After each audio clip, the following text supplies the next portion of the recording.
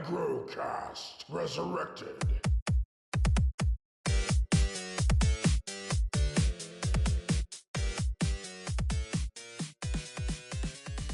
Hi, welcome to the AggroCast. This is Ray Bruels with David Hades Becker. Today we're going to talk about E3, or more importantly, the cancellation of E3 this year in 2023. So, David, what the hell happened?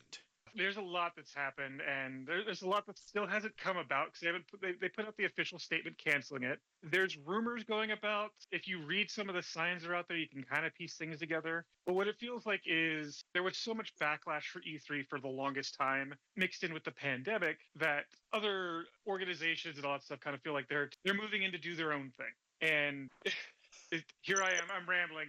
It feels like there's a progression that most people didn't see or saw coming, and now some of those companies are finally taking advantage of it to do their own thing. And by that I mean we have to go back a few years with some of the drama that's happened with E3 in the past, because when I started going to E3, every publisher, developer, hardware, and creator would show up, and they would have a place on the floor, or they'd have a meeting room for everybody to get together and actually talk about games, look at games, play the games, all that kind of. And then slowly over time, because of the internet and technology, it became easier for them to stream stuff. So like EA was one of them. Ubisoft did the same thing where they would host their own streams, but they would still be on the show floor until it was cheaper to just do the stream and not have these big booth spaces.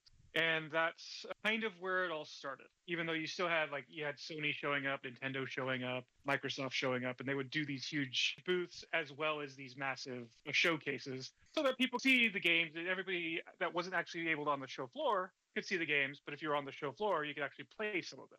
And it just feels like the shift right now is it's just cheaper to stream stuff, as well as it allows them to dictate their narrative that they want to sell it all.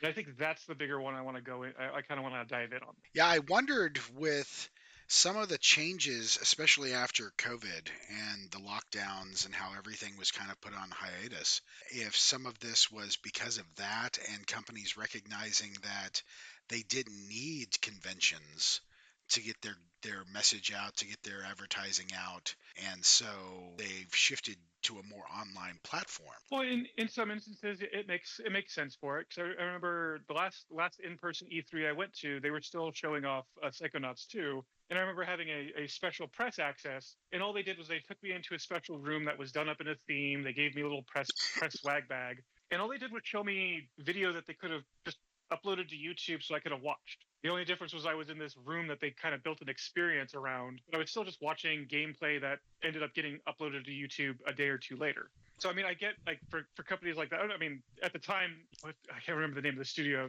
Double Fine. They were a smaller studio. They hadn't been bought by Microsoft yet, so it would have made sense for them to save their money and do that. Whereas there was one year I went to go for Dead Space 3. EA had this massive booth. And it was almost the same thing. Like they had this whole experience. You walked into this ice cave thing, sat down and watched the fight with a giant drill from the game. But it was literally just video that they were showing. There wasn't actual live gameplay. But EA can afford to do that, so they could put on that extra spectacle and show off to, press, industry, and all that stuff. The bigger issue, I guess, the bigger swap comes in is if they could show off the video and then have people go and play that, it would make more sense to, obviously have an in-person thing. So they can make sure that people aren't taking the game, handing it out to other people. Because if they send me a demo reel, they run the risk of me taking that demo and accidentally leaking it online to make a buck or something like that. So they have better access there. So with the cancellation of E3, do you think E3 is ever coming back? Sadly, I don't think it is, because as has been proven, because it was what the nails in the coffin for E3 was Microsoft pulling out, Sony pulling out, Sega pulling out, Ubisoft pulling out, also that they can do their own live streams, which makes sense. I mean, they were doing that during the pandemic, and they were getting decent viewership, not only just for that, but also effectively they could put out the sizzle reels that they wanted to put out there, and they could put the information they wanted out there without having to filter it through any individuals like ourselves, press or journalists or bloggers or anything like that. It's what they want to dump out there. But with those companies pulling out, E3 is probably just dead. Oh, yeah, but with those companies pulling out, that was the first sign going, well, now we've removed our big showcases, and then so it's like what were we going to E3 for? if you didn't have these massive companies, because obviously Sony doesn't just show up with their first party, they show up with all of their third party games they're going to show off, as well as the hardware. Same thing with Microsoft. Ubisoft is going to show up there and show off their however many games they're showing off, and then would have space on the floor. But if they're not there, now you have these empty booth spaces. You have no draw for it, because even though they still try to highlight indie games, they don't get as many indie developers because it costs a lot to go to a convention in LA. It was a domino effect where people started just like, they saw, oh, these major ones pulled out, so these other companies are pulling out. And I guarantee that's what happened is finally the ESA finally saw, it's like, oh, we're now going to be bleeding money if we hold this. And it's going to be developers that you would see at like kind of any of the smaller gaming conventions that's happened throughout the world. Like the way it was kind of at the original Penny Arcade, where you'd get the smaller developers because they can go to those smaller events and show off their stuff. And that was kind of what E3 was turning into. And if we're going to move into a little bit more of the speculation, it's to be able for these companies to push their narrative through very specific companies. Because if you look at it, all of the companies I've named had planned, including Microsoft announced they were going to be showing off, was it Starfield? Was going to have the big debut of all of the gameplay everybody wanted to watch the Sunday before E3 would have even happened. And that was still when it was happening. It's going to have any presence at the show. Yeah. So now Microsoft can be like, here's what we want to show. Nobody gets to play it. All you get to do is speculate on this. Kind of like what Ubisoft did with the original Watch Dogs, where they showed off this amazing looking footage. Everybody assumed that's what the game was going to be like. Everybody bought it and then realized, oh no, we got duped. And then you take all of that and then you add in the fact that the only people who kind of benefited from this on top of that, as far as the game journalist side, were the bigger companies. Because now you have Jeff Keighley, I think IGN is the site that's hosting it, having the Summer Game Fest going on. So it's kind of a collaboration between the two of them, and they get to show off everything, and they get to sit down and play the games with the developers. But these are going to be in very, very tight quarters, so you're not going to get, in my opinion, a truly biased opinion on these games. You're going to be fed whatever the marketing teams want to give you, if that makes sense. Well, yeah, because anytime you've got some kind of conference, you're going to have talking points that are fed by marketing. So you won't have that true gaming experience of being able to test it while at the con. Oh yeah, exactly. I've run into that with multiple other things. It's why I was always a fan of making sure we had an in-person E3 every year, because you could see those videos and they look amazing. And I almost want to say I think it was the God of War 2018, God of War 3. I mean, it's still one of my favorite games. I loved it. But from the video they showed and the presentation they showed at that E3, anybody watching it outside of the show would be like, oh, this is amazing. But I remember sitting down and I'm like, no, there's some issues with this game. They need to be fixed. Thankfully, they did fix that, but at the time, it made me worried to go, I don't want to promote this game yet because it's still in development, but I'm getting fed the marketing, and if I was to buy into all the marketing, I would have just thrown my money down and not thought about it, and it wouldn't have mattered if they fixed it or not. And that's kind of the same thing that's happened with Watch Dogs. They didn't have anybody there to sit down, play the game or anything in the original setting. They just had it filtered through. Everybody saw these great, crazy videos. They assumed there was people picking it apart, trying to figure out what was real and what wasn't real. But at that point, it was all theory crafting and not actual people having real knowledge. And then the game came out and it was good, but it wasn't what people were promised. And I could see that moving forward when you can go and be like, okay, we have our IGN, we have our GameSpot, we have our Polygons, we have these very, very specific relationships where we can push our sponsored content on them already. But now you just have marketing people creating the video, capturing gameplay that only highlights the positives of the game and completely ignores any of the negatives. Yeah, they're controlling the narrative, as you said, and they're basically creating like movie trailers. You only see the best parts that they want to show you. Yeah, exactly. And I mean, even though this is going to kind of date the podcast a little bit, they kind of did the same thing with the current Star Wars Jedi game. Is they've shown off some amazing stuff for it. They've mentioned a few things. I'm currently in the middle of doing the review for it. The game I'm playing isn't what I saw on the marketing. It's not bad, but I prepped myself up for a specific game, and it's not what I felt like I was given. So, and I see that just happening more and more, because to dovetail from that, through the cancellation of E3 happened, that's when some of the stuff like the press assets, communication I had started to kind of wind itself back. And it felt like there was a couple of extra embargoes in general that make it feel like they want to push this content through these people that they can pay the sponsored content for. While I don't want to say lower level, but like the more junior or not as popular, I guess, outlets have to wait. So, and by then, because the way the algorithms and all that stuff work on Google, YouTube, everything, our content will be pushed down, and thus they control the narrative even further. So the end of E3, by having those anchors pull out of the show, it hurts indie developers who would rely on the show to get their Mm-hmm. product out there in front of people. It hurts the smaller reviewers and outlets who perhaps don't have those relationships or don't do sponsored content. So Or even have the resources to show up to every other convention, because I mean there's so many other conventions that go on, but usually E3 was the big one where you can go, oh, I live in the United States, I can make this one convention instead of having to try to figure out how to go to 9 different conventions to find these little indie developers as well as the big AAA developers. going forward, do you think that any of these anchor companies that already kind of either pulling out of E3 and setting up their own stuff before the show or pulled out like the dominoes falling over, do you think that they're going to ever go to other shows, or are they just going to kind of do their own thing now? I would like to think they would go to other shows, not do their own thing, but they have no incentive. I mean, if they could save money where they could just have their marketing team, which they've already paid for and hired, whip up some trailers to upload to YouTube or to run Twitch streams that is free for them to do, as well as handouts to people they know they can drive the narrative for, they're just saving money while making money at the same time. So there's no real benefit for them to kind of go back to having an in-person E3, and that's unfortunate because we're talking at it as members of the media and the press and bloggers and all that stuff. E3 2-3 years before the pandemic happened was starting to open it up to people who weren't in the industry, who weren't media, who weren't press, so that you could actually have fans go out there, get the hands on with their actual games, and kind of form an opinion. And then, as well as I do, word of mouth is a great marketing strategy as well. So if you have one guy who goes out, plays this game, goes back and tells 4 of his friends how amazing it was or how shitty it was, now it just kind of builds from there. Yeah, you've got that grassroots marketing.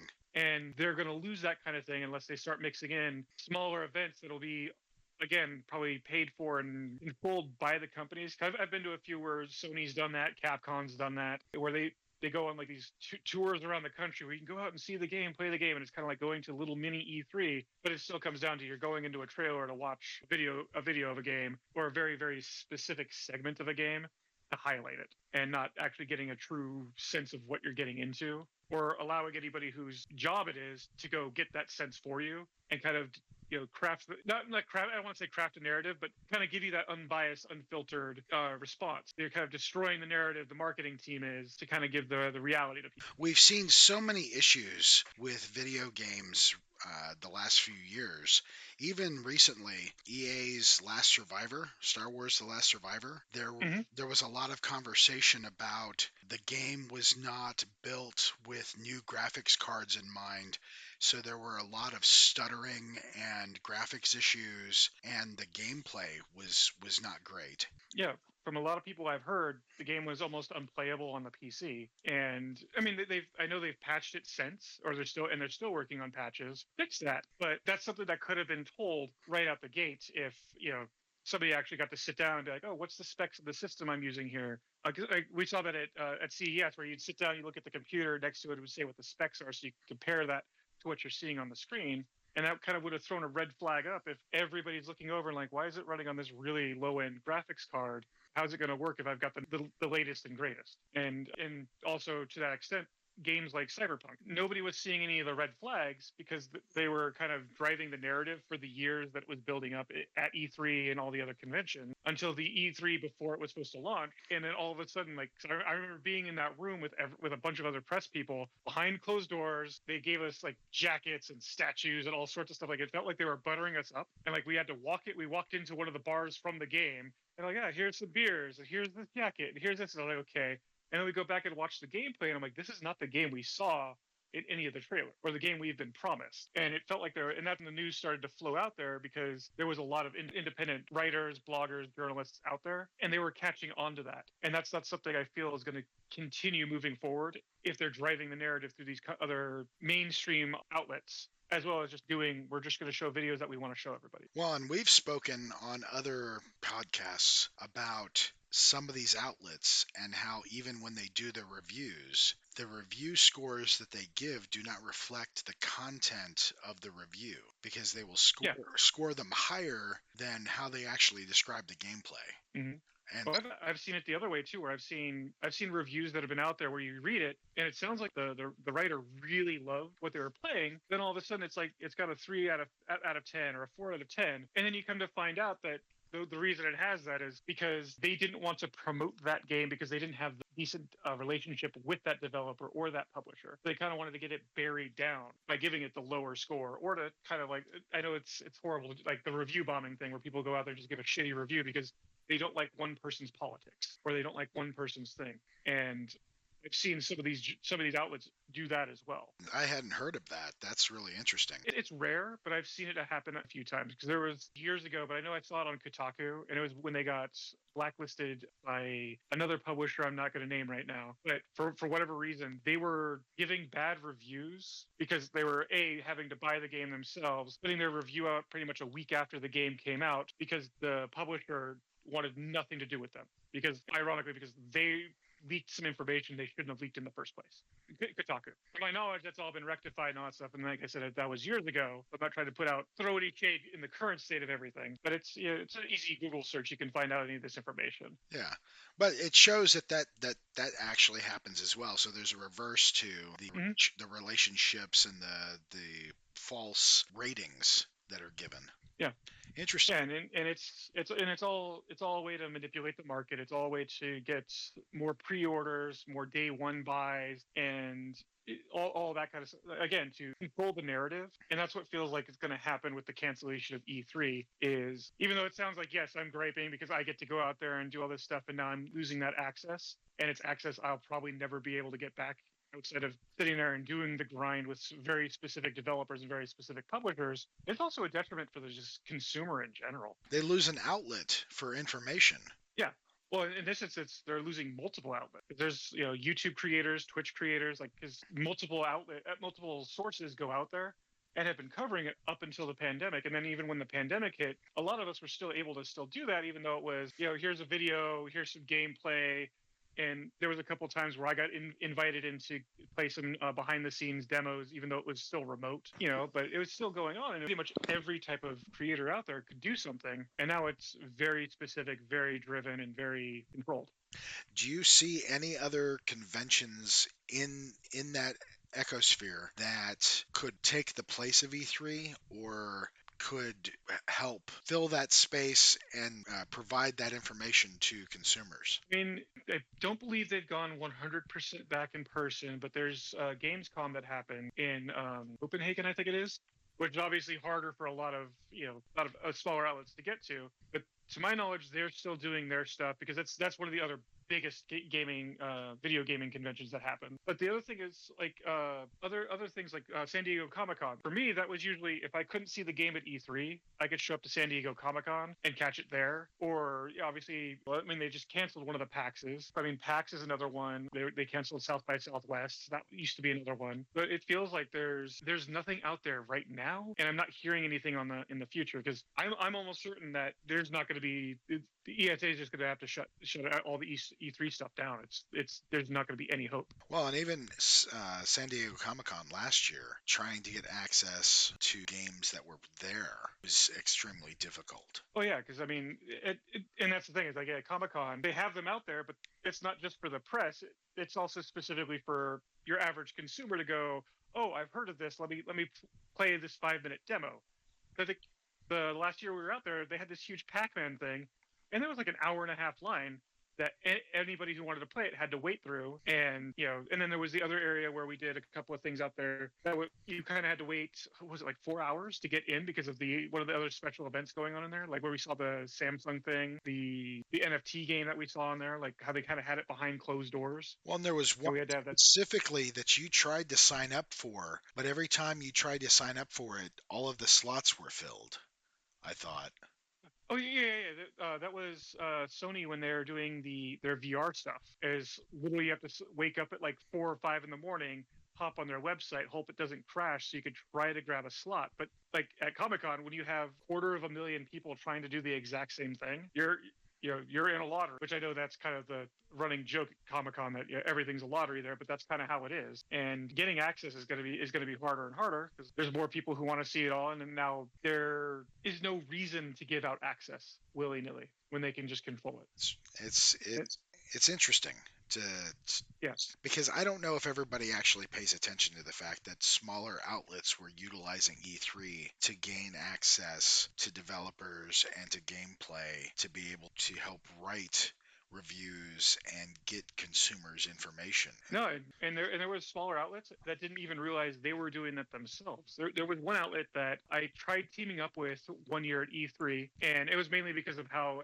getting a hotel down there was rough, and we ended up having to share a hotel room. And the entire time we were there, they did nothing but complain. They're like, "Oh, E3 needs to end. E3 needs to be canceled because of how horrible an experience it is," not realizing the instant that happens, now they're going to be sitting there watching videos and not getting access. And then after the pandemic hit, I still talk to some of them, and they've been having issues getting a hold of some of the developers and publishers they've talked to before, or getting access to certain events, or getting access to early access games, or sometimes even just press assets. And if they're controlling like the screenshots you could share, or if you could share a video that some other outlet has already shared and watermarked everywhere, that's just kind of another telling thing. It's like they don't want these smaller outlets to do that kind of stuff because the smaller outlets have less to lose by being honest. One, I'm sure that in their minds, at least from a marketing perspective, the perception is, well, these smaller outlets don't have a big enough following, so it's not really like we're losing anything. Yeah, and I've run into that too, where it's like, oh,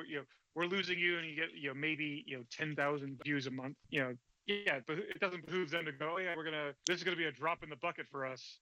Nothing major. But if we lost like our IGNs or our GameSpots who are coming in bringing in millions of views, that's a bigger thing, obviously. Well, I am sorry that I did not have an opportunity to go to E3 and to experience because Well, with any luck, I'm still holding out hope that they'll do something, at least some kind of in-person event. I don't see it happening, but I'm still going to hold out hope because it just feels like we're getting to that point where we're going to have monopolies driving the news, and hopefully the fans will realize that's what's happening and maybe kind of force the hand again. it'd be good to see.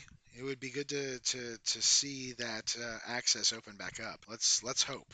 I will keep all of my fingers crossed. Well, we are coming up towards the end of the podcast. Any last thoughts? I believe I've got everything out there, but I could talk for hours on this topic because it's been something I've been passionate about since I've gone to the first one. Yeah, I was going to say The first one that I went to back in 2008.